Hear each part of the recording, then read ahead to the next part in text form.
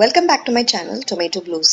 இன்னைக்கு என்ன பண்ண போகிறோம் அப்படின்னா, ஒரு ஈஸியான no onion no garlic capsicum tomato gojju. அதுக்கு தேவையான இன்க்ரீடியன்ஸ் தான் இதெல்லாம். Capsicum, tomato, sambar powder, salt, மஞ்சத்தூள், அப்புறம் கொத்தமல்லி, கருவேப்பிலை, இஞ்சி, பச்சை மிளகா. இப்போ வாங்க நம்ம ரெசிபி எப்படி பண்ணுறது அப்படின்னு பார்க்கலாம். இந்த மாதிரி ஒரு பேனில் ஒரு 1.5 டேபிள் ஸ்பூன் ஆயில் ஊற்றிக்கலாம். ஊற்றிட்டு ஒரு டீஸ்பூன் கடுகு போட்டு பொரியிற வரையும் வெயிட் பண்ணலாம்.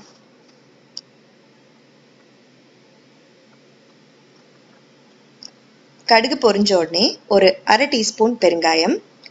இது கூடவே நம்ம என்ன போட போகிறோம் அப்படின்னா, உளுந்து, அப்புறம் பொடியாக நறுக்கின இஞ்சி, பச்சை மிளகா, இதெல்லாம் தான் இந்த ரெசிபியோட பேசிக் தாளிப்பு. இப்போ நான் ஒரு அரை டீஸ்பூன் ஜீரகம் சேர்த்துருக்கேன். அடுத்து உளுத்தம்பருப்பு ஒரு டீஸ்பூன். இந்த உளுத்தம்பருப்பு பொன்னிறமாக ஆன பிறகு நம்ம மற்ற இன்க்ரீடியன்ஸ் எல்லாம் சேர்த்துலாம். எப்போவுமே நீங்கள் தாளிக்கிறத கரெக்டாக பண்ணிட்டீங்கன்னா உங்கள் ஹோல் டிஷ்மே ரொம்ப நல்லா வரும். ஸோ இப்போ நான் இஞ்சி சேர்த்த போகிறேன். சேர்த்துட்டேன். அப்புறம் ஒரு பொடியாக நறுக்கின பச்சை மிளகா, இது கூடவே பொடியாக கட் பண்ண கருவேப்பிலை, இது எல்லாத்தையும் சேர்த்துட்டு இது ஒரு 1 மினிட் லோ ஃப்ளேமில், அதாவது மிதமான தீயில வச்சு ஃப்ரை பண்ணிக்கலாம்.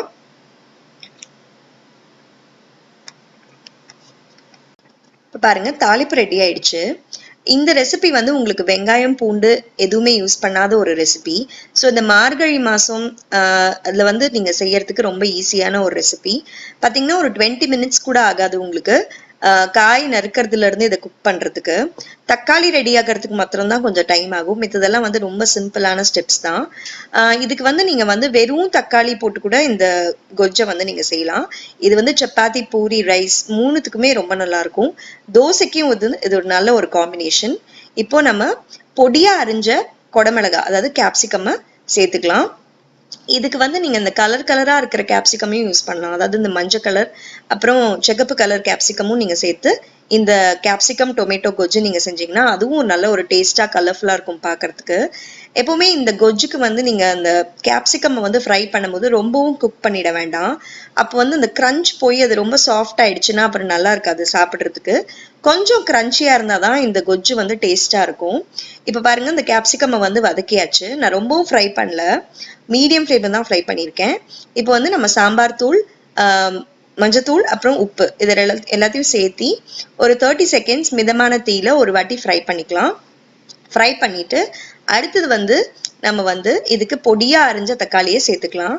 நான் இந்த ரெசிபிக்கு நாட்டு தக்காளி தான் யூஸ் பண்ணியிருக்கேன். நீங்களும் நாட்டு தக்காளி யூஸ் பண்ணுங்க. அந்த புளிப்பு ஒரு நல்ல டேஸ்ட் கொடுக்கும். அடுத்தது என்னன்னு பார்த்தீங்கன்னா, இந்த தக்காளி உங்களுக்கு நல்ல ஒரு தொக்கு மாதிரி, அதாவது சுருண்டு வர வரையும் நீங்க வதக்கணுங்கிறது இல்லை, கொஞ்சம் அந்த டெக்ஸ்சர் இருக்கணும், அப்பதான் நல்லா இருக்கும். ஸோ இப்போ பாருங்க, இது நான் எல்லாத்தையும் போட்டுட்டு இந்த மாதிரி ஒரு வாட்டி ஃப்ரை பண்ணி விட்டுட்டேன். ஃப்ரை பண்ணி விட்டுட்டு இதை மீடியம் ஃப்ளேம்ல வச்சிருக்கேன். உங்களுக்கு குவிக்கா குக் ஆகணும் அப்படின்னா நீங்க இதை மூடி போட்டு கூட சமைச்சுக்கலாம், ஒன்றும் பிரச்சனை இல்லை. இப்போ பாருங்க, அந்த தக்காளி நீர் விட ஆரம்பிச்சிருச்சு. இப்போ நம்ம அடுத்தது வெல்லம் சேர்த்துக்கலாம். வெல்லம் சேர்த்துட்டு ஒரு வாட்டி கிளறி விட்டுக்கோங்க. வெல்லம் ஏன் சேர்த்துறோம்னா, இது ஒரு மைல்டு இனிப்பு இந்த கொஜ்ஜுக்கு நல்லா இருக்கும். அந்த கேப்சிகமோட ஒரு டேஸ்ட், அப்புறம் அந்த டொமேட்டோவோட ஒரு டேஸ்ட், இது எல்லாத்தையும் நல்லா பேலன்ஸ் பண்ணி கொடுக்கும். அதுக்காக நான் வெள்ளை சர்க்கரை சேர்த்திருக்கேன் இந்த ரெசிபியில. இப்போ பாருங்க, உங்களுக்கே தெரியும் அந்த தக்காளி நல்லா குக் ஆகி அந்த வாட்டர் எல்லாம் ரிலீஸ் ஆயிட்டே இருக்கு.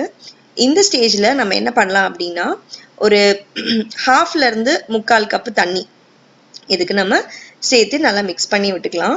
தண்ணி சேர்த்து ஒரு கொதி வந்துச்சுன்னா இந்த கொஜ்ஜு முடிஞ்சிச்சுங்க. ரொம்ப ரொம்ப சிம்பிளான ஒரு ரெசிபி.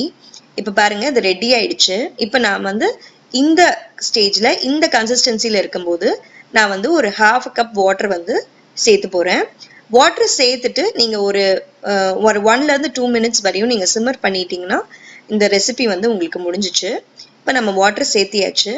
உங்களுக்கு சப்போஸ் அந்த வாட்டர் சேர்க்காம அந்த கன்சிஸ்டன்சியே உங்களுக்கு ஓகே அப்படின்னு தோணுச்சு அப்படின்னா நீங்க அப்படியே கூட விட்டுறலாம், ஒன்றும் பிரச்சனை கிடையாது. இந்த வாட்டர் ஏன் சேர்த்துக்கிறேன் அப்படின்னா, நான் இது கூட இன்னைக்கு சப்பாத்தி போட போறேன். ஸோ சப்பாத்திக்கு கொஞ்சம் லிக்விடா இருந்தாதான் எங்க வீட்டுல எல்லாம் கொஞ்சம் ரசிச்சு சாப்பிடுவாங்க. ட்ரை கறினா நிறைய பேருக்கு பிடிக்காது. இப்போ நம்ம கொத்தமல்லி போட்டுக்கலாம். கொத்தமல்லி போட்டுட்டு ஒரு வாட்டி நல்லா மிக்ஸ் பண்ணி விட்டுட்டோம்னா இந்த சுவையான ஆனியன் கார்லிக் இல்லாத கேப்சிகம் தக்காளி கொஜ்ஜு ரெடி.